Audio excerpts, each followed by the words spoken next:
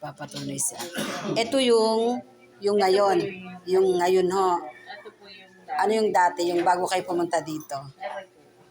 Ano ho bang... ayun yung sabi ni kahit yun na wag kong babayot si siya babayot si dati. Yung May nakita kong bukol dito sa dede. chest ko. Tapos Sinabi niya sinabi na huwag... wag kong ipapagalaw. Ako nang bahala. Ito po yung Ano ba? puro normal na po.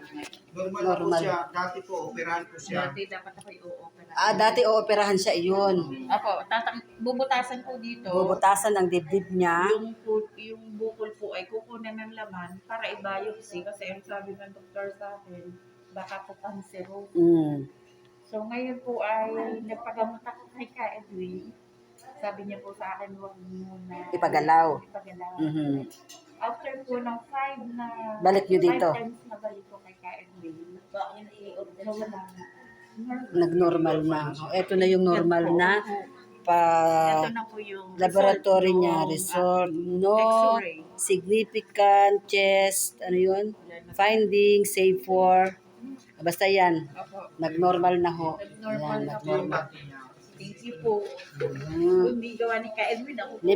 Limang balik lang dito ni ate, awa ng Diyos. Hindi po gawa ng Ka Edwin, baka nabutasan na ako. Oo nga. Kasi po naka-schedule na ako ng Tuesday, tapos ay nung gamot ako si mama kay Liga Norte. Linggo po yun. Linggo, tapos dapat po ay pinamartisan ako ay Ooperahan.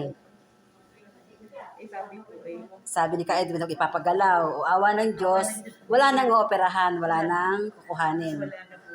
Clear na nga, kaya nga wala na. Thank you po. Salamat. Thank you, Lord.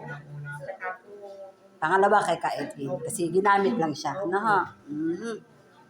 Siya, butit wala nang operahan kay ate. Buti ho kayo ay nakarating dito. ay hindi, nakapunta na po.